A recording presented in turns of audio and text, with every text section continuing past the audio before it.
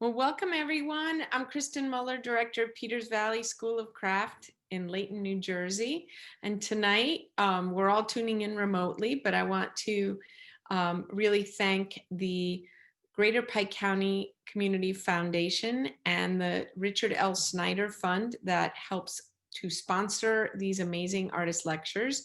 And we began this partnership with the Pike County Library that's in Milford, Pennsylvania, and we want to thank them and thank all of you for joining us today.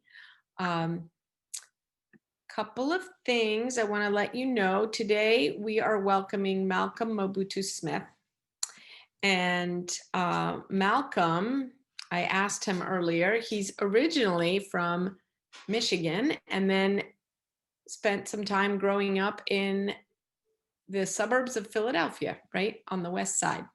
And Malcolm Mobutu Smith is an associate professor of ceramic art at Indiana University in Bloomington, Indiana.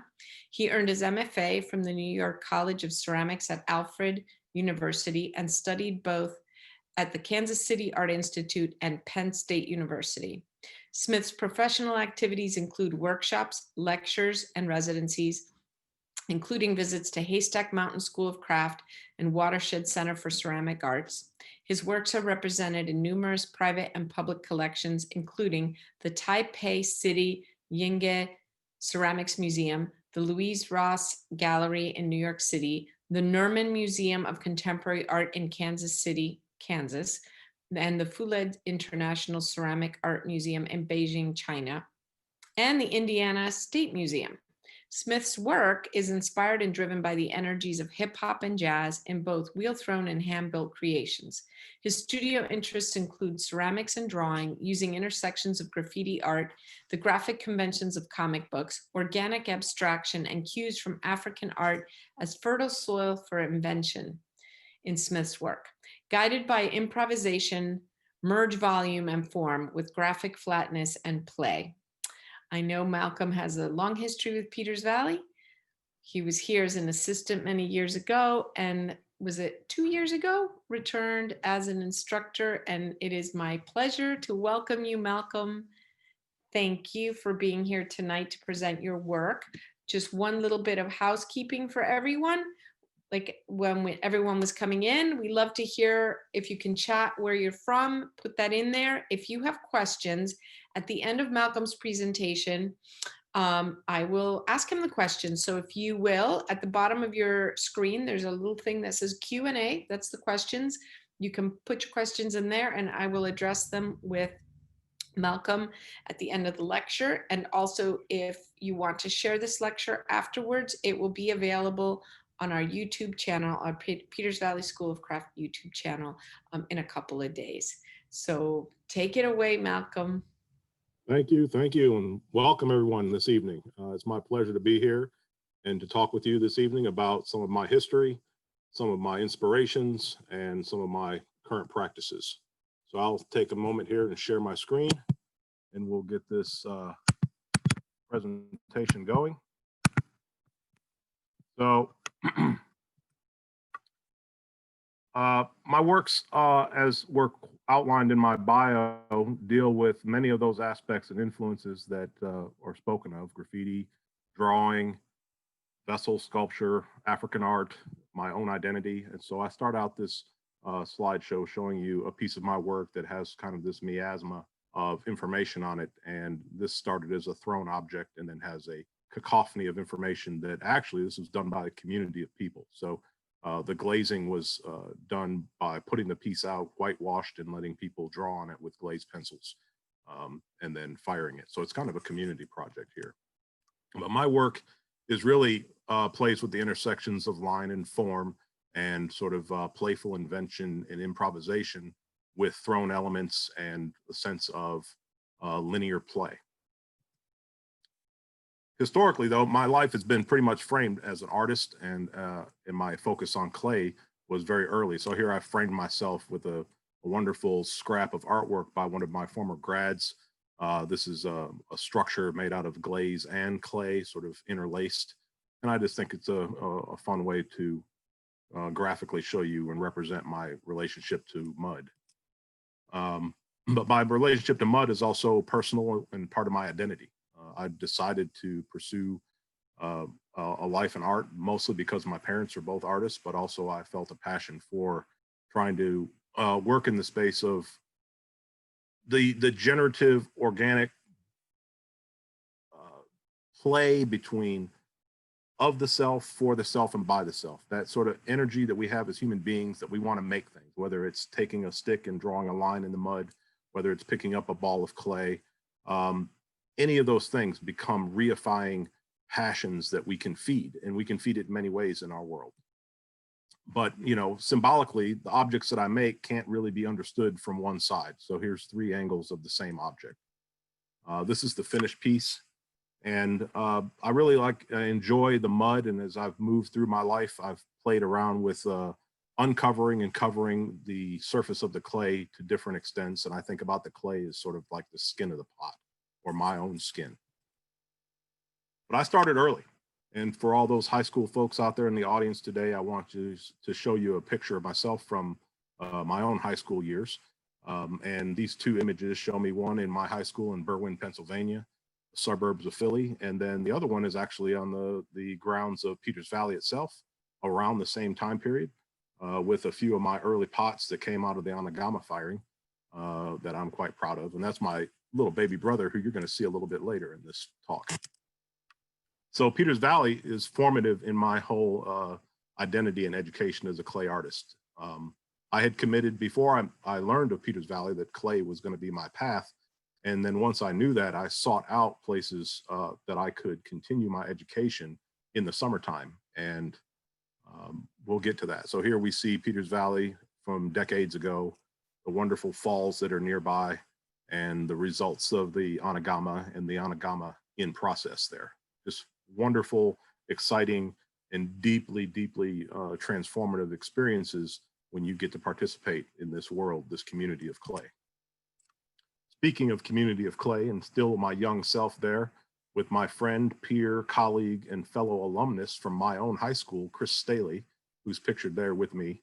The communities of influence that we get to participate in and with in our world as fine artists, as craftspeople, and in general, have these various nuances that I've sort of outlined here. We all participate in various communities of influence. We communicate in communities of transmission, communities of membership, access, heritage or tradition, and peership. Each one of these has different nuances. Communities of influence are both chosen by you or happen because of your situational relationship or your schools or your mentorship. And then there's communities of transmission. You can cultivate communities of transmission. You can decide to become a teacher, or you can work with the Boy Scouts, or you can be a neighborhood guru, and you get to then communicate in those communities in very strikingly powerful ways because of transmission. And then transmission types. Is it in a classroom setting? Is it over the phone? Is it through a letter written to somebody? Is it from a nod and a wink? Communities of membership. Membership is an interesting one because memberships are either things that you willfully participate in or that you are de facto a part of because of either your location, the color of your skin, your level of education, and all of that. Closely related to that is the communities of access, which are tied directly to your membership. Access is very important. Some of us has more or less access. Some of us has more or less privilege. And those access things change as you gain sophistication, as you gain education, as you gain access to different kinds of memberships. Your agency as a change agent shifts and moves. And then, of course, we have heritages, things that we inherit through our participation in a particular practice. We all participate in the practice of ceramics, so we have the community of heritage writ large across the continuum of human experience. And then, of course, we have peer relationships and those wonderful cultivations. We have the little microcosms of peers that we have in high school, and then they balloon out and become different when we get to college, and then they get different when you go to a place like Peters Valley, and they become more sophisticated or deeper or richer or have other vectors when you become a part of a peership like a bunch of faculty.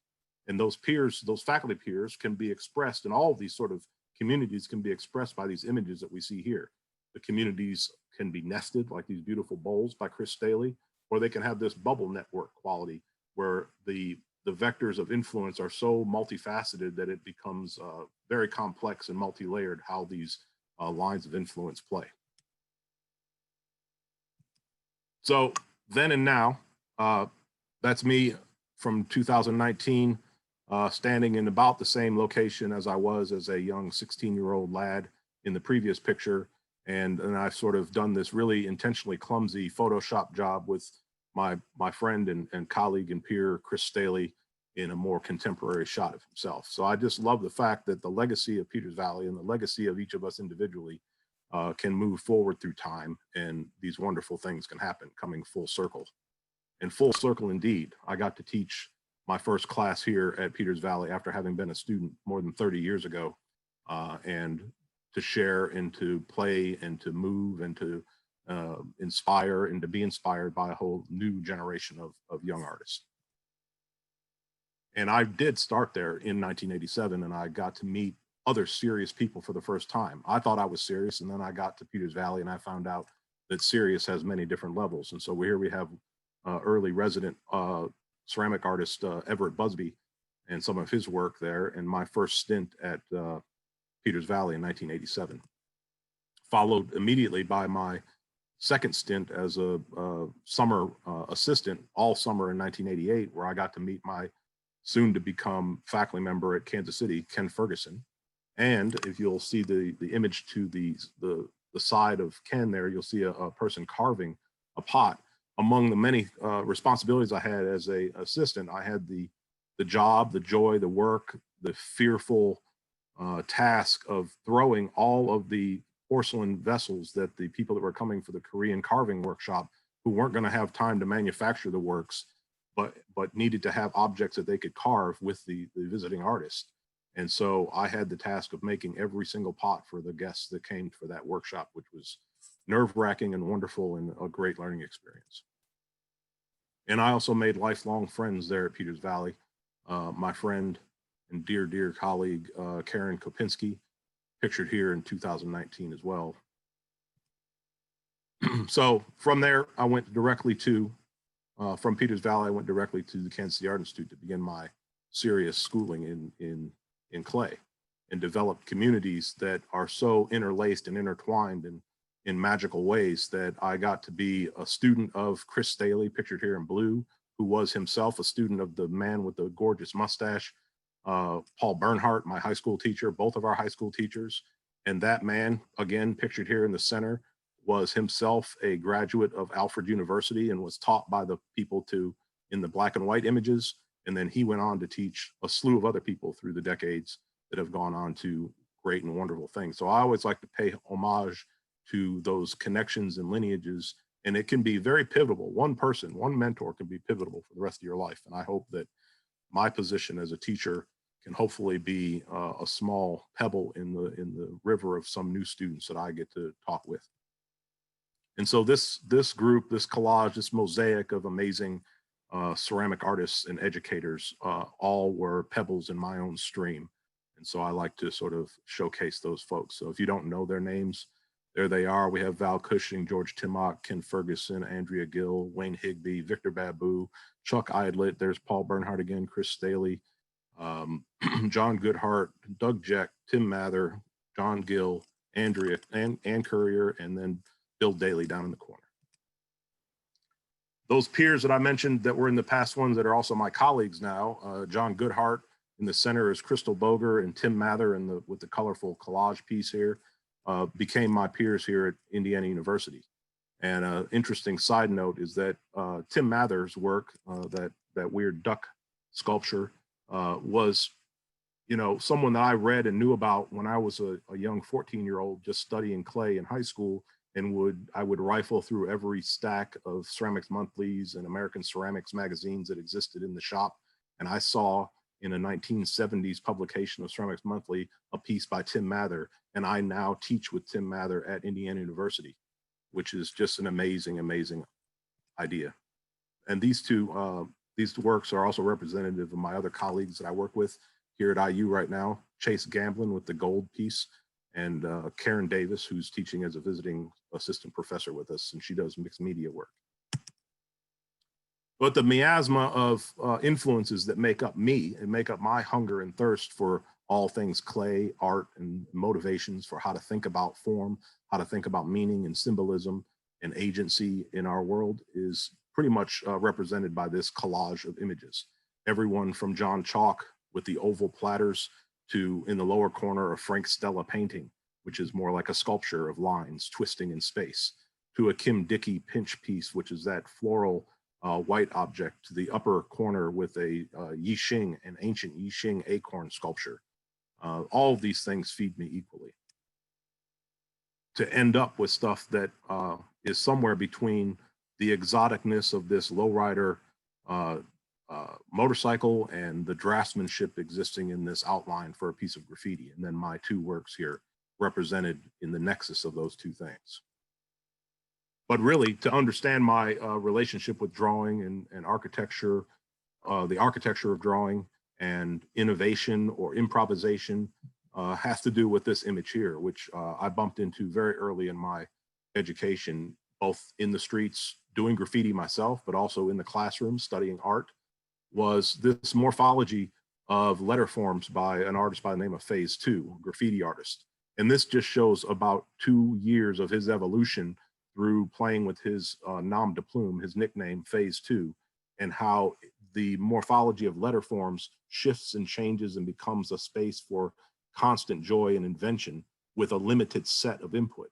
It's just letters, and it's the same letters, and it's played with and bent and shifted and moved. And I hope that my passion with clay and with the anatomy of vessel forms and pottery is dealt with in a similar manner. And this is where, fast forward 30 years, 40 years, how graffiti has advanced from the time of those previous images. And I hope that pushing and changing and exploring clay and the vernacular form that I'm playing with in my work can vault the innovations of my things to this degree. So this is sort of what we get to. This is one of my older cloud cups, but we see here the vestiges of a vessel. We see the play with line, and we see some inventiveness with fanciful forms that might play the part of a handle, might be play the part of a spout or a vestigial tail, but it's all about play and exaggeration and deformation. In different ways and in different times, I've tried to pivot off of the linear and painted space of graffiti art into the three-dimensional world of my vessels, really looking at how edge and plane relationships exist and trying to create a network of braided, what I'll say is braided forms that are built within one object.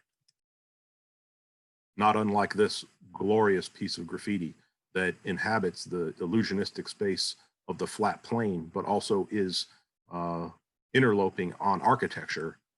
In ceramics, our drawings and our lines and forms interlope in the space of the vessel, interloping in the architecture of a pot. And I've done this to various extents in different strategies. I've done hand building work where I've played with the same strategies and also thrown and altered works. So where my work really lies is in this suite of things I'm about to show you. It lies somewhere between shared passions and sibling rivalry. These are my two brothers, both accomplished in both of the things that they do. My brother's a professional skateboarder, inline skater, and all things extreme sports guru.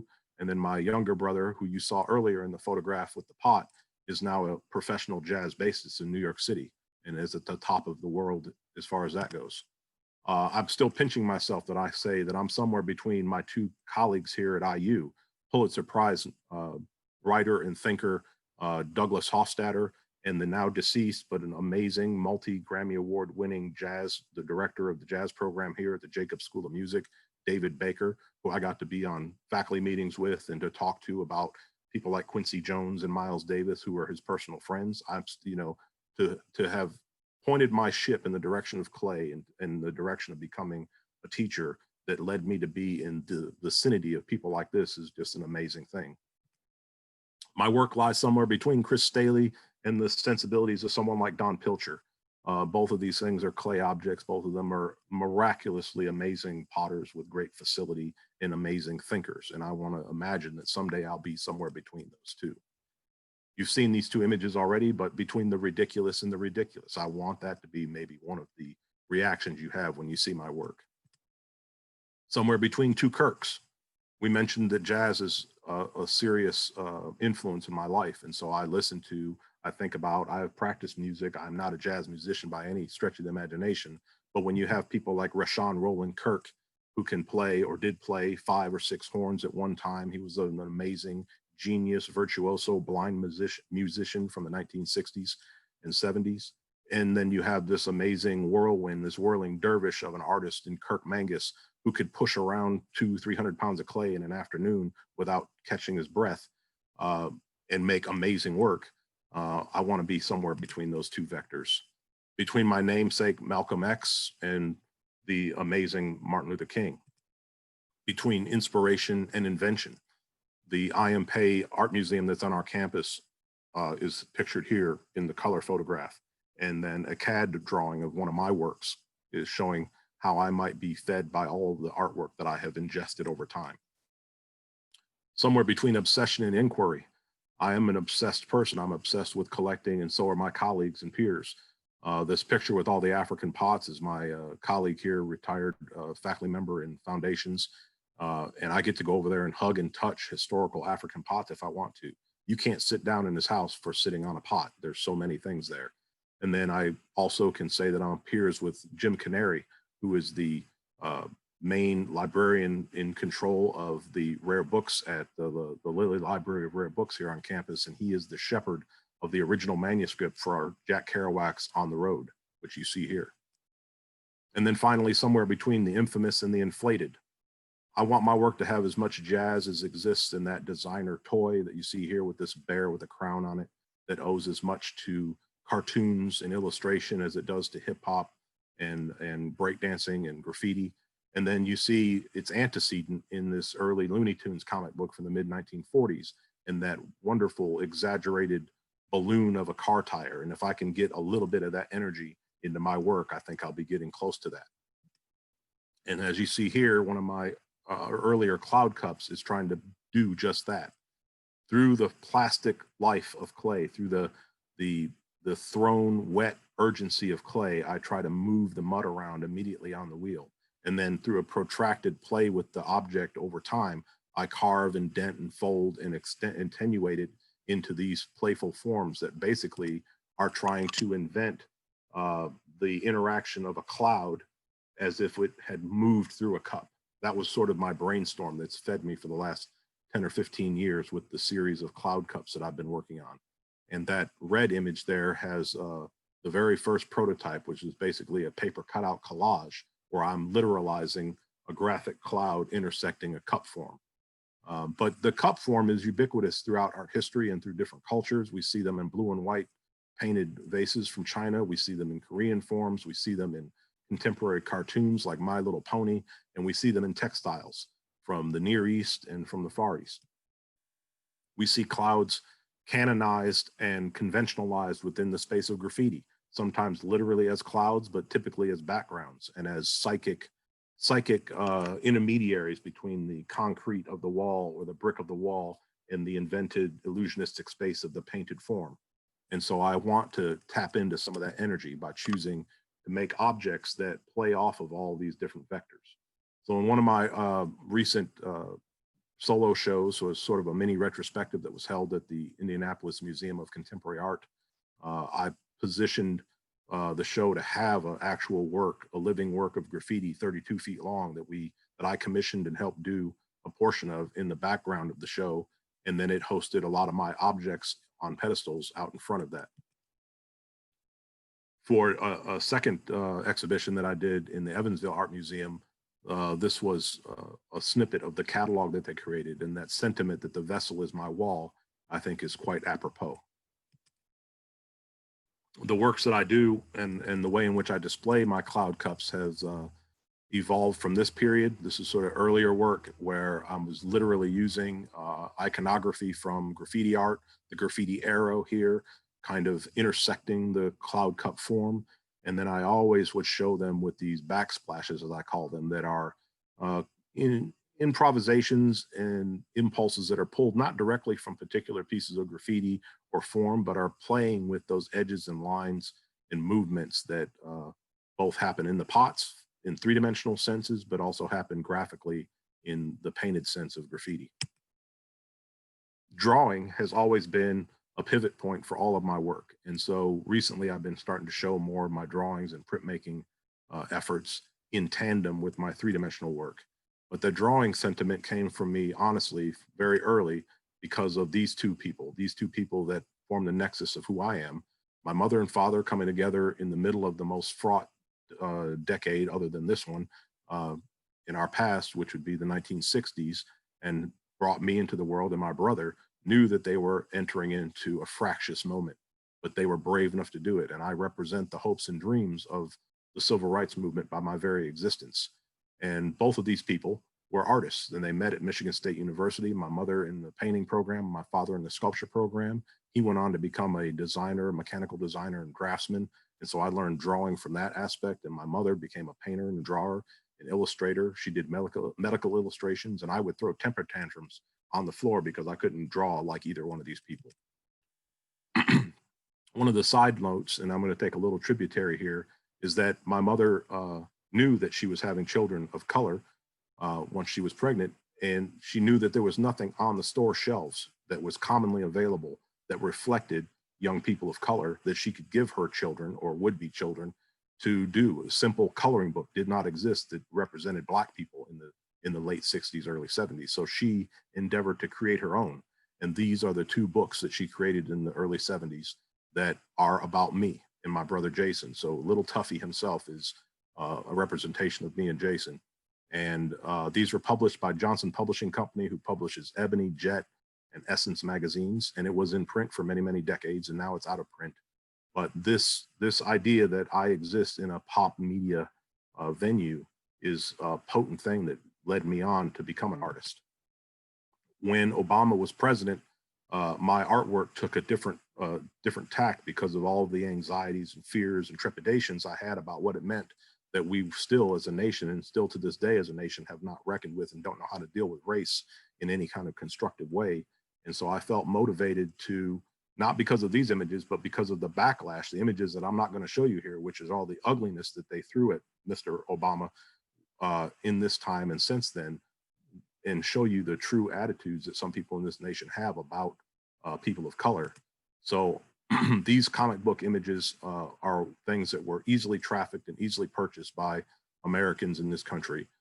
Felix the Cat with a native Black person on the cover, and then Judge magazine from the 1930s with a Black porter carrying a woman's bag. And then these are more examples. And I study these, I collect comic books, and I collect these things, and I look at them both for the ugliness of the stereotypes, but also their linear quality and form. But not unlike Kara Walker, who said, I was overcome by a need to recreate a race-based conflict. I needed to feel a certain amount of pain. And this was her in discussion about why she chose to make work about the antebellum era with all these vicious, ugly, Black cutout paper pieces that dealt with racism in very direct ways. I too, not unlike Dimitri Oliver here with this photograph reenacting Emmett Till, who is the black and white photograph is a representation of the self-portrait by Dimitri Oliver with frosting on his face as a sarcastic hint and callback to the open casket of Emmett Till. I too felt like I needed to point my work and deal with these unresolved race issues. So I endeavored to make objects that have a call to African art on one side and kind of modernist, minimalist sculpture in one respect, but you walk around the object and it seems to unfold and show you an ugly stereotype underbelly. These forms are cultivated from my knowledge and study of African tribal art, and not that any one direct piece has been sourced here, but I just wanted to show you the relationship of the piece in process and that relationship to invented form and improvisation and line and edge relationships that I find so fascinating. But you can see it, and I can trace a lineage between this Malawi doll piece, this wooden piece, through to a 1920s piece of sheet music with this exaggerated posture of this black character to a contemporary designer toy. And there's a kind of gestalt of form that falls through all of this work. Not that it was ever intended, but it's in the energy of our contemporary world. I study the lines and the consistencies of the ubiquitous cartoon line, which has this sweep of curve and counter curve that make it up, whether you're looking at Disney or you're looking at Ralph Bakshi or you're looking at the Brown Hornet in the lower corner here. They all work off of the same rhythm of line energy, curve, counter curve, edge versus plane, as a way to move the eye. And that's the same thing that's cultivated in these vessels that I worked on in the mid 2000s. And the final note on this race-based tributary that we're on right now is that my mother's work kind of lives on. The coloring books that I'm speaking of live on in kind of infamous way here with an amazing artist by the name of Glenn Ligon, who is one of his methods as a maker is to use appropriation as a tool in his art making. And what you see him standing in front of in that book that is on the other slide is none other than my mother's drawing of Malcolm X that existed in the Little Tuffy in his ABCs coloring book from 1971 that Mr. Ligon has found and redeployed as prints, large-scale prints of his own work.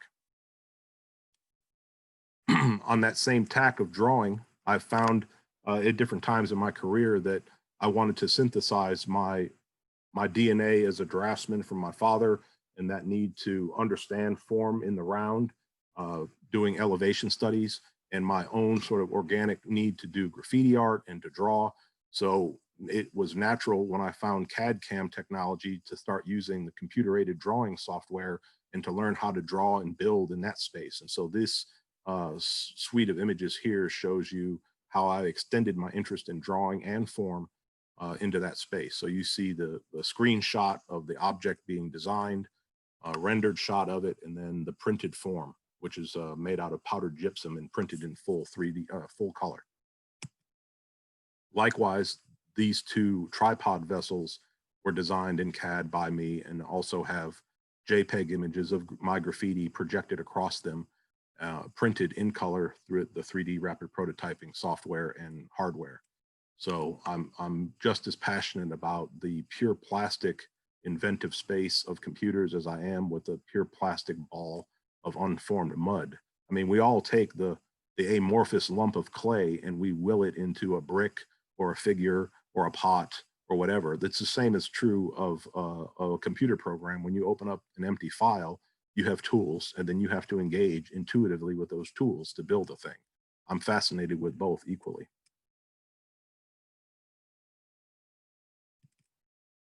So recently I've been trying to show printmaking and drawing in tandem with my objects and to try to maybe make some kind of suggestion of their relationship to one another. Although I don't particularly build my drawings, I draw so that I can build and vice versa.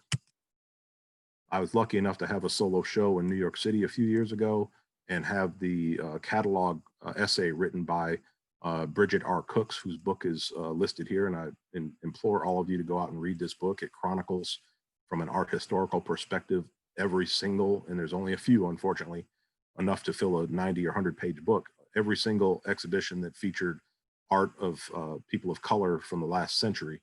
And I was happy enough to have her write the essay for my catalog for the Luise Ross show. Pretty wonderful thing. And this is the show from the downtown Chelsea show in New York City. So my work continues to try, and these are more current images of my work, trying to sort of unite that vocabulary of line, edge, and form, and the thing, and the image of the thing together in one space. I love the process of throwing, the speed of throwing. I love the tactility of pushing and nudging the clay in its wet state. And I love the drawn out mental gymnastics of trying to find my way back into that wet form later when it's stiffer and I can carve and excavate shapes and lines and forms. Not unlike this relationship here, another piece in progress with some of its psychic energy in the background, graffiti. And then these become some of the results. And so then the other feat is trying to figure out how to crystallize the final object through glaze and color and try to maintain that energy and not to knock it down. And these are a few of those remaining pieces that I have from that greenware slide that I showed a few seconds ago. And so when I work with glaze situations, I'm competing with form in all kinds of ways. And so it becomes a very complicated dance. Sometimes it's successful, sometimes less successful, trying to find that spot of new energy and new invention when you're staring at a bisqueware object and it's calling out to you with all of the possibilities. I try to chase all those possibilities. So this slide represents all the different tactics and strategies I have attempted to play with. I'll fire pieces on their side to create a contrast in gravity with the actual glaze melting in a different direction. I'll play with different color relationships. I'll obscure three-dimensional form, and I'll sometimes emphasize or reinforce three-dimensional form. The current iteration of presentation, from the old backsplashes to the new backsplashes for my cloud cup installations have inflated the thickness of the backsplash, so they now have a much more sculpted presence. They have an edge that feels almost like an auto body edge where light catches it and moves across it. So it's no longer just a representation of a flat shadow, but more of a physical form. And then the plinths that the objects sit on have gotten a little bit more diminutive and push themselves out of the way as these little wedge shapes. So I see that these things will change in the future even more. I may endeavor to make the entire construction a clay conversation. So the backsplashes now are basically a wood material, and as are the plinths, but I'm imagining either painting the plinths as well or making everything clay and having the whole suite sort of communicate as a ceramic conversation. Another shot of a few of the pieces together, a little bit closer up, and you can see some of the details. I intentionally leave the hanging devices present as a material substance or almost like constellations in maybe a drawing sense or a linear sense. They move your eye around, and I don't want to hide them. I thought about trying to hide the support system, but I really like having these dots exist in the work. And so currently my work has started to get really much more about carving than color. And so I've started to drop away with the multicolor strategy of glazing, and I'm leaning more and more heavily into letting the clay speak for itself, getting back to that idea that I mentioned at the beginning about clay as skin, and sort of stepping away from the polychrome color strategy. And these are a couple of my most current pieces sort of representing that. So the interiors are glazed, creating a dark space or a wet space.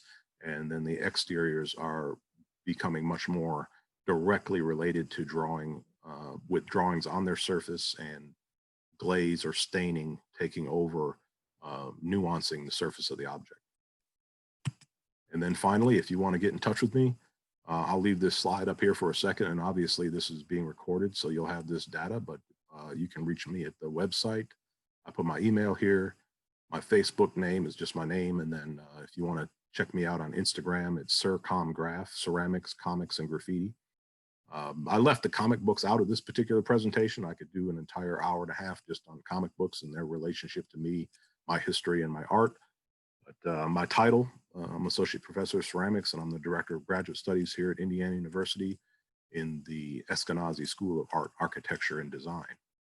I thank you for listening to me tonight. I hope you have a few questions, and I'd be happy to address any of those questions you might have as we complete the hour. Thank you. Thank you, Malcolm. If anyone has any questions, please feel free to post them into the Q&A. This is Kristen, and I guess I think that you've provided one of the most complex presentations about the thought behind your work that I have ever heard. And I I guess from my own experience, I want to make this question based on the fact that when the first time I heard artists present, people like Ken Ferguson present about his work, he started with place and where he was from, and it just seemed like such a very simple, mundane thing, right? Like, where are you from? What do you do? And it kind of rocked my world. I was out of school already, and it was at Pete Callis's studio. And I remember he started it with the first page of The Wizard of Oz. You probably know that slide lecture, right? Oh yeah. You're not in Kansas anymore. And I think that having met Chris Staley and had a couple workshops with him, your professor and colleague, and also someone who went to high school, the same high school, he's always seemed so introspective about the work and the meaning. And I, is there anything that you could share with people who are in this, attending this event, that could help them sort of dig deeper into their own identity, or some kind of an exercise about um, uh, excavating what's Mm. probably already there, but they haven't uncovered? Well, that's kind of it's a fun question. It's a broad question. It's a kind of a deep thing. It's the challenge of what we do in education. We try to meet our students or our colleagues, and I'm going to take a little side thing here. And recently I ran into, or I've run into kind of a, I'll call it writer's block when it comes to completing my current body of work, as far, what decisions to make for the end game. And I reached out to Chris. I reached out to a couple other colleagues that are professionals, that are teachers or are active artists out there. And I said, hey, I'd like to sit down and talk with you and brainstorm in a way that we might have done when we were grad students, or that I might have done when I was a student of them, and say, I'd like to get your ideas and help trying to solve this problem. And to a person that I spoke with or reached out to, they were surprised and delighted to have that conversation, that somehow we atrophy that open-ended, quizzical, I don't know moment when we have to go out and be professionals. And so this is sort of a backhanded way of getting to your thought here, the how to begin, or how to cultivate or mine those sources in yourself that are important. And the first thing is to value what you're interested in. Like, everything that you're interested in has potential to feed you. And I always sort of advocate having a take yourself to school kind of attitude. Every day is a take yourself to school day. You can decide to walk out the door and look at something and try to look at it as a source of new knowledge that you want to assimilate. It could be a tree, it could be the way the light's hitting the car, it could be the fact that there's a traffic jam and you start to think about civil engineering and you go down a rabbit hole. You have to let yourself go down rabbit holes and let it be something that feeds you, and that you feel like you are a little bit deeper, a little bit more knowledgeable about how observant you've been about something in yourself or your own life. And that's been something I just feel like I've always had a curiosity to do. I wanted to know more. I wanted, like, no one told me in high school to get every ceramics monthly down, and every day I had an idle moment to go through them. I did it, and I have a kind of quasi encyclopedic memory for all those images that I saw and all those things that inspired me. And so just feed yourself with everything that you're interested in, and you'll find a language to play with in your work. Thank you. That's great. Great answer. Something for all of us to think about. Kate Sykes is asking, on behalf of one of the students, Jules, most of your work is rather intimate in scale. Do you ever work bigger? I have from time to time worked larger. There was a moment in grad school when I made some more heroically scaled pots, maybe 3 and 4 feet tall. I think most of that was trying to show off, or misguided attempts that bigger was better or more interesting. they were interesting. They were big pots that were thrown and manipulated, but the complete composition was a bit of a mess. Um, I've made some large scale hand built vessel forms, but I don't really throw large pots anymore. And I like things that are within a certain space, and the kind of time that I spend with them um, to carve and move them around has sort of naturally moved into this sort of space. But I don't know. You know, I think about size a lot. I think about even what they are.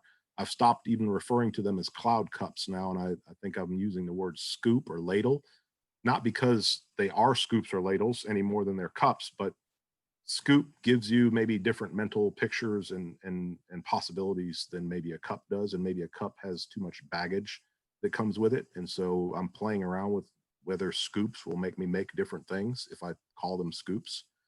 um, I don't know, it's an interesting thing. Thank you.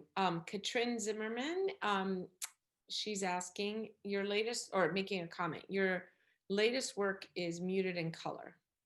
Is it a reflection on our present time? Yeah, they might be a little bit more somber, but I don't think that's really a reflection of how I'm feeling right now. It's more about I'm trying to get out of the way of my own habits of use of glaze and surface, and I want to let the object and carving come through more. And so it's been one of the strategies I've used. Those are just two of my more recent works. I have still used glaze, but I'm trying to pull back on the number of glazes that I'm trying to incorporate on a piece, or maybe just using a single glaze and creating a sudden horizon that is interrupted by the carving.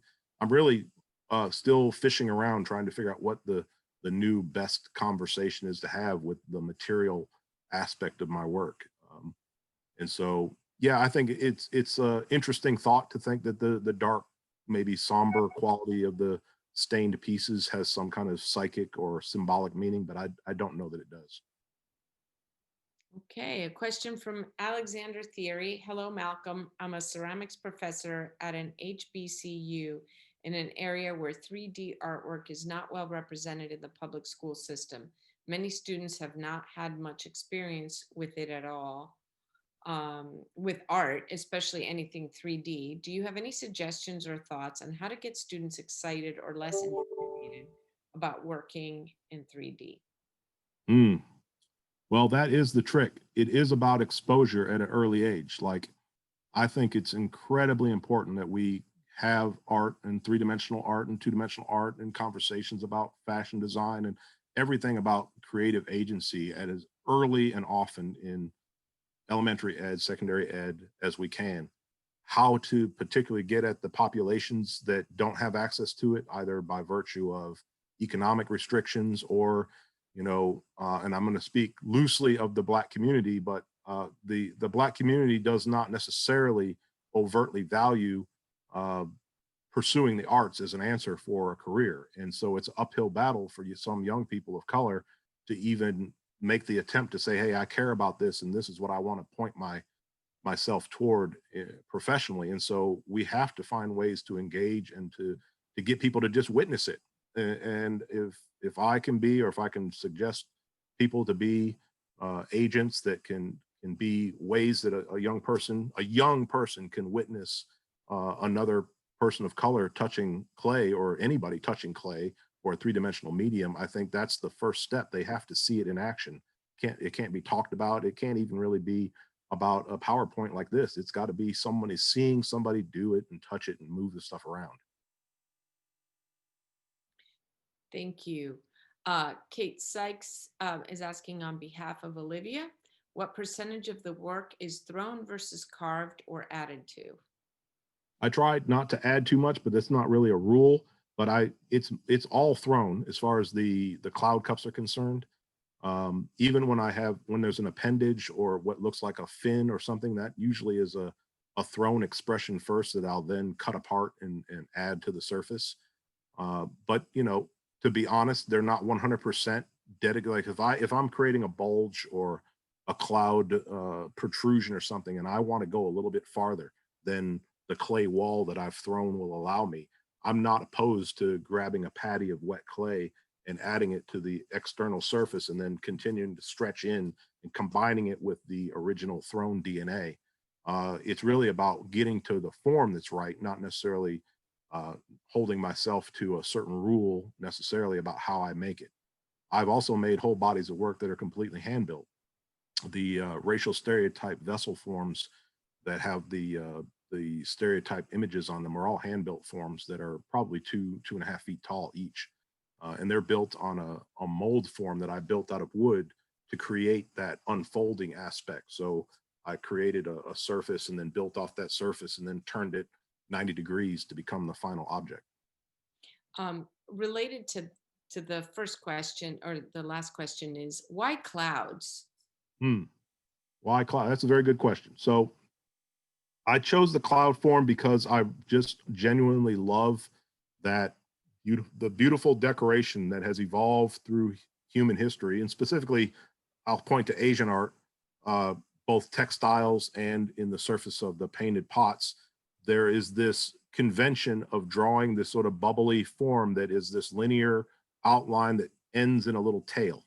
And that little wispy tail, and the fact of even trying to capture a cloud, which is an uncapturable phenomena, that fact is maybe the symbolic thing or the psychic thing that I'm excited about. And the reason that I chose clouds is I think they represent our human desire to invent and to try to capture and to be fascinated by the unfathomable, the universe, the amazing formations of clouds that we see out in the world. And sometimes they stop us in our tracks and we look up and say, that's an amazing looking cloud, but you can't draw it, or you can attempt to draw it, but so then it gets stylized and it gets conventionalized down to this symbol that I think for me encodes this symbol of creative agency that we feel as human beings. And so I just grabbed the cloud form. I say, it's when we make art, we make our own rules. And so when it's like, I grabbed the cloud and I said, I want to intersect this. I want to make an interesting problem for myself. I know how to throw pots. I'm going to make a pot and I'm going to intersect it with a cloud and see what happens and invent from there and improvise from there. And so that's been the one main rule that I've followed to make that body of work. Thank you. Erica Franchino is asking, I've heard you speak a lot about possibility and potential. What possibility has grabbed your attention most recently? What possibilities grabbed my attention most recently?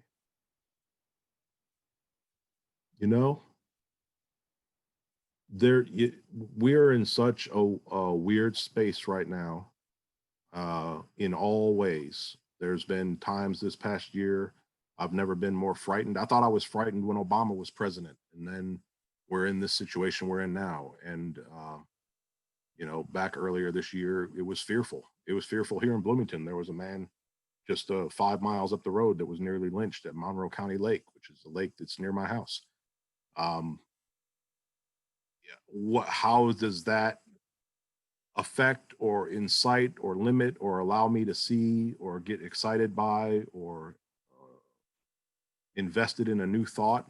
I don't know. I've sort of doubled down in my studio practice and really tried to figure out the drawing thing. So one of the side journeys that I took with my work during the first shutdown of the pandemic was trying to make utilitarian pots. I decided I don't have access to the main studio. I can't make my cloud cups right now. I'm going to get my home studio up and I'm going to make some mugs that are utilitarian that somebody can actually use, but I wanted to still do the carving jazz. So I made a whole bunch of cups, and every square inch of the surface is carved with the same sense of robustness that you might see in the cloud cups, but it's still a utilitarian object. And I posted those on Instagram, and nearly every single one of them sold preemptively before I was even done with it, in the sense that I got friends and colleagues saying, I want one of those when it's done. I want one of those when it's done. And that doesn't necessarily happen with my cloud cups because they're so esoteric and abstract. And so I'm kind of interested in where that might lead me, and they really are about drawings. I draw, and then I kind of put that drawing on the pot and then carve it out. And there's this synthesis or symbiosis between the utility. It still has a very usable, and it's got a handle, and yet you're holding a drawing. And so maybe that's the latest thing that's got me interested, trying to map the drawing or value my drawing even more. Mm. Sort of interesting when you think about the utility becoming kind of critical in a moment like this. Yep. Yeah.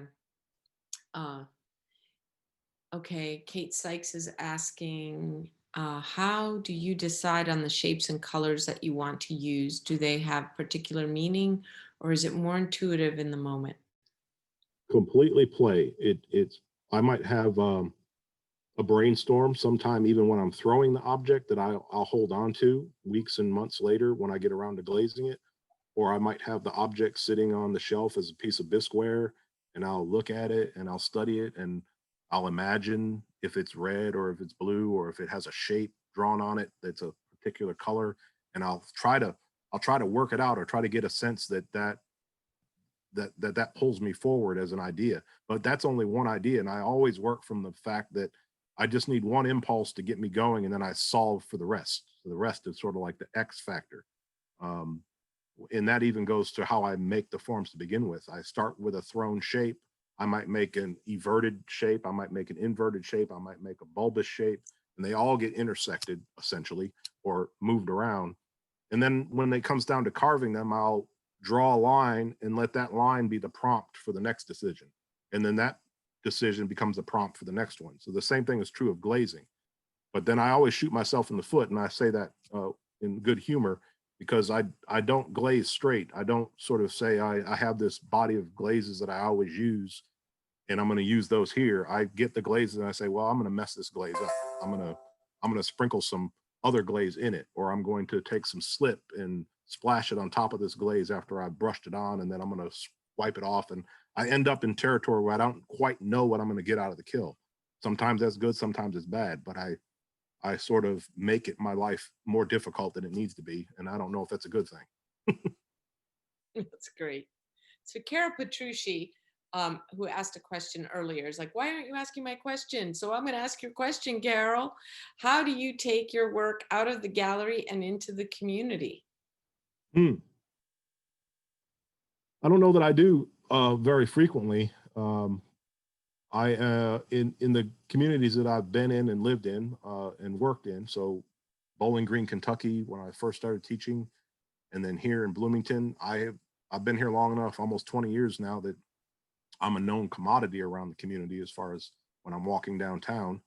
But I don't necessarily have places where the work goes out into the general public, other than the fact that they advertise my shows when I do things locally here. Um, I don't willfully push it out to the local community. I think it's a matter of people needing to be aware and are in the know of the cultural events that are happening in town. And so the work is known, but I don't work hard to get it out that way. Maybe Instagram is a way that stuff has a voice that it didn't have in the past, that's more generalized. But it's a good question. Thank you for bringing that up. I'll figure that out later or as I move forward. Thank you. Gaynell Mage, during the pandemic, Ganelle, during the hello, my good friend. is asking, during the pandemic, you're working in a home studio mostly, are you working in the studio mostly solitary? I'm curious about the role of community of artists actively working in a studio together in a ceramic artist's life. Well, I'm lucky I have my family here, and the studio that I developed at home was important in the first few months, but we've since had access given back to us at the university. So I actually have two studios. But when I'm here at home, I have my family that interacts with me, and then I've had colleagues that will come out and hang out at the studio if need be, or I call them up and we have a drink and sit out in the shop. And then I'm lucky enough that my mother has been relocated. We moved her down here, and she lives actually literally next door to me, and she's come out and hung out. And that's a really miraculous thing. This woman that created Little Tuffy and created me can sit there and enjoy and talk to me while I'm making pots and bring me water or coffee or whatever I want. And it's a real treat to have this isolation and intensity of being focused on your family unit. So I've enjoyed that. Great. I have a couple more questions. Have you ever, Anel Suppose is asking, have you ever created pieces that are completely outside of your comfort zone? For example, glazes or overall shapes of pieces? And I'm going to add another question to that. Barbara Fairs is asking, do you destroy pieces and at what stage? Because I figure both can be related. Sure. I mean, I try to make enough things that I can afford to lose some, or that they don't get resolved in a way that I feel satisfying.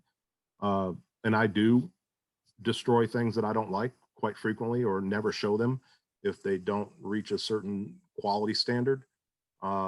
In past decades, I would, routinely make a lot of, I was in the process of making like utilitarian objects, making 50 or 100 cups at a time.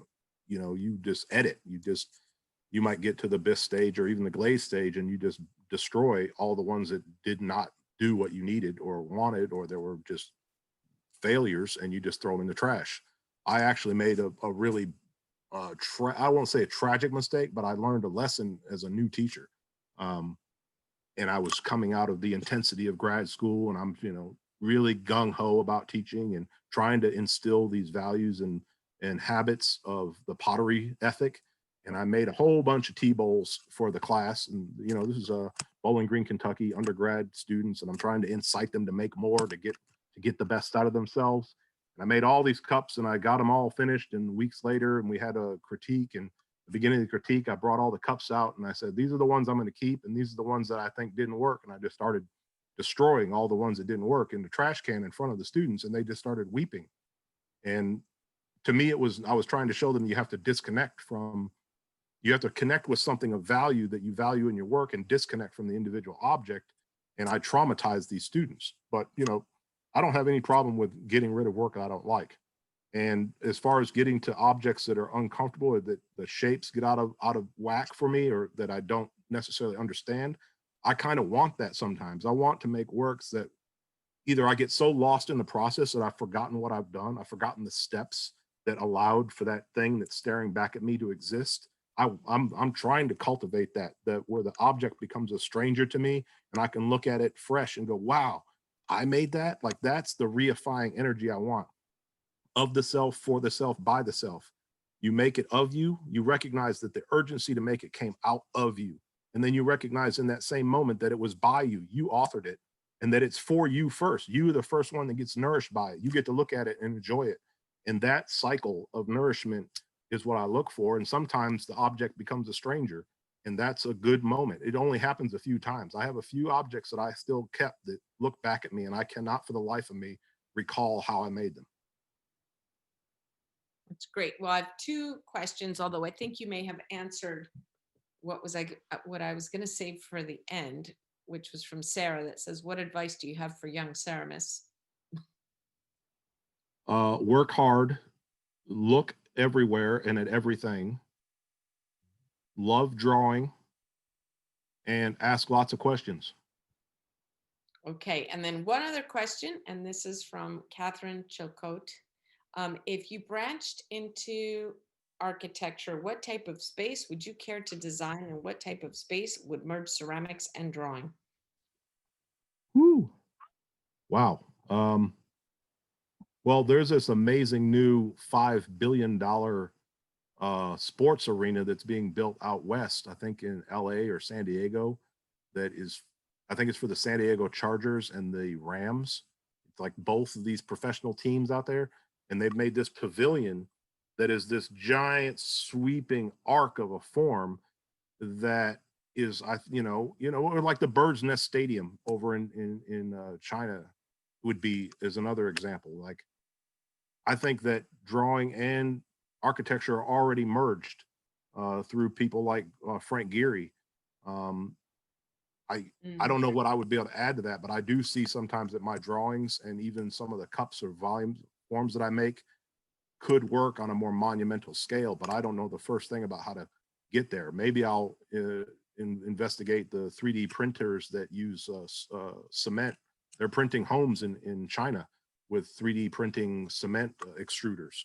And so if I could figure out a way to make the technical part happen, then I could and feed my imagination. I think that might be a place to start, but I haven't had the urgency or wherewithal to play with that yet. Can I leave you guys with a poem that I think is inspirational on maybe on that note, or some of the last few questions have been on this theme? It's by Yes. a poet who spoke at none other than one of our earlier in Sika in the 90s, Billy Collins, who was a once and former poet laureate of the United States. And I use this poem in all my classes, especially at the beginning.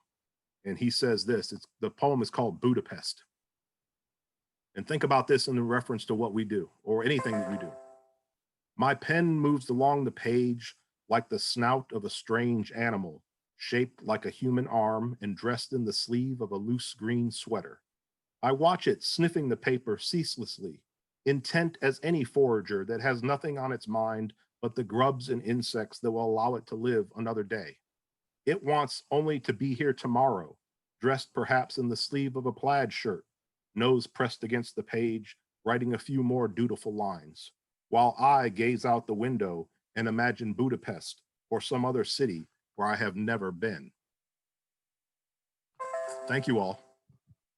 Fabulous, Malcolm. Thank you. You have many, many messages thanking you, saying how inspiring this was. Gaynell says, this was both tonic and balm for my creative spirit. Many thanks, Malcolm. I love you all. I love you, Ganelle. Thank you for coming out tonight.